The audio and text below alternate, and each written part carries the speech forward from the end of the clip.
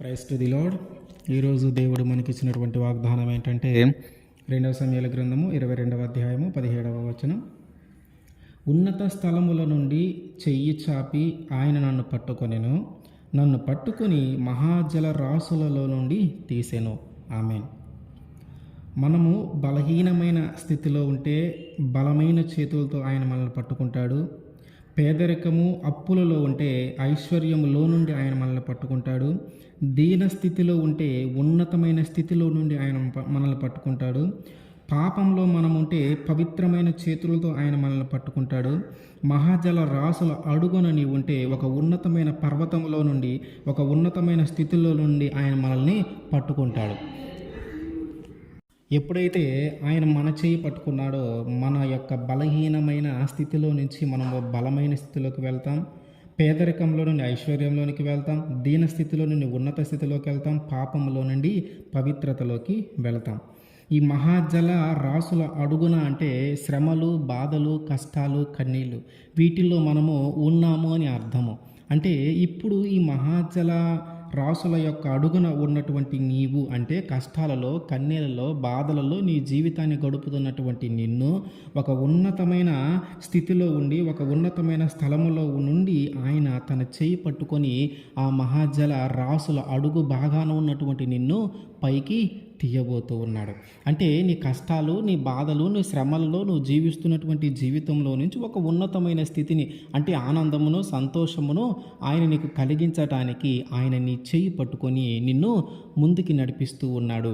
మనకి దేవుని చేయి అంటే దేవుడు మన చేయి పట్టుకున్నంత వరకు మనము ఏం చేయాలో ఎరుగని స్థితిలో మనం ఉంటాం. ఎటు వెళ్ళాలో తెలియదు, ఏ మార్గాన్ని ఎంచుకోవాలో తెలియదు, ఎటువైపు వెళ్ళాలో, ఏ ప్రయాణము చేయాలో మనకి తెలియక ఏమీ ఎరుగని స్థితిలో మనము ఉంటాం.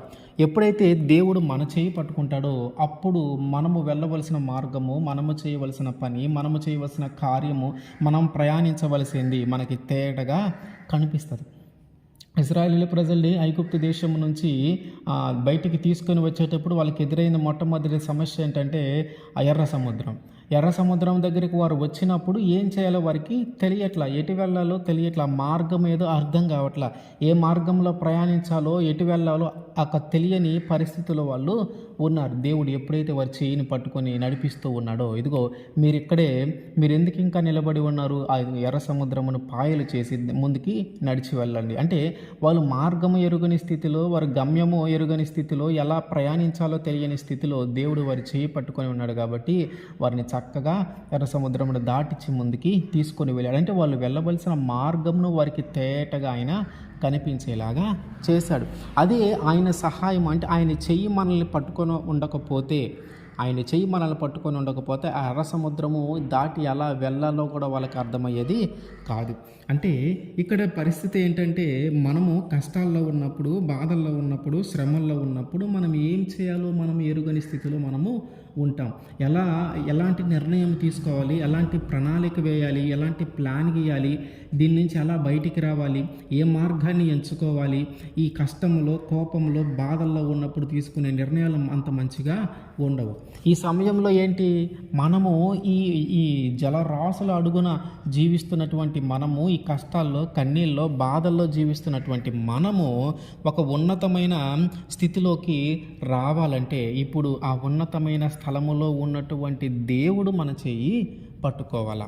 ఆ ఉన్నతమైన స్థలములో ఉన్నటువంటి దేవుడు మన చెయ్యి పట్టుకున్నాడంటే ఆ అడుగునున్న ఆ జలరాశులు అడుగునటువంటి నీవు తిరిగి ఎక్కడికి చేర్చబడతావు, ఉన్నతమైన స్థలమునకు చేర్చబడతావు. అంటే దేవుడు ఎక్కడ ఉండి నిన్ను పట్టుకుంటున్నాడు తిరిగి అక్కడికి నువ్వు చేర్చబడతావు. అంటే ఒక బలహీనమైన స్థితిలో ఉన్నటువంటి నిన్ను ఒక బలమైన చేతులతో ఆయన పట్టుకున్నాడు అంటే తిరిగి నువ్వు బలాన్ని ధరింపజేసుకుంటావు.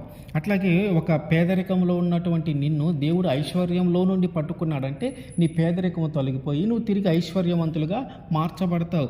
ఒక దీన స్థితిలో ఉన్నటువంటి నిన్ను ఒక ఉన్నతమైన స్థితిలో ఉండి ఆయన నేను పట్టుకున్నాడంటే ఆ దీన స్థితి, ఆ యొక్క దయాకరమైన పరిస్థితి తొలగిపోయి ఒక ఉన్నతమైన స్థితి నీకు కలుగుతుంది. అంటే నీ మీద జాలి చూపించి అయ్యో పాపం అనే వాళ్ళందరికీ నీవే వాళ్ళ మీద జాలి చూపించేలాగా దేవుడు ఒక ఉన్నతమైన స్థితిని మనకి కల్పిస్తాడు. ఒకవేళ పాపంలో ఉండి నీవు ఉంటే ఆ పాపములో ఉన్న నిన్ను పవిత్రమైన ఆయన చేతులతో నిన్ను పట్టుకున్నప్పుడు ఏం జరుగుతుంది? ఆ పాపము నీలో నుంచి తొలగిపోయి నువ్వు కూడా పవిత్రంగా మార్చబడతావు. అంటే దేవుడు చెయ్యి పట్టుకోనంతసేపు మన స్థితి వేరవుతుంది. దేవుడు ఎప్పుడైతే మన చెయ్యి పట్టుకుంటూ ఉన్నాడో అక్కడి నుంచి మన స్థితి వేరవుతుంది.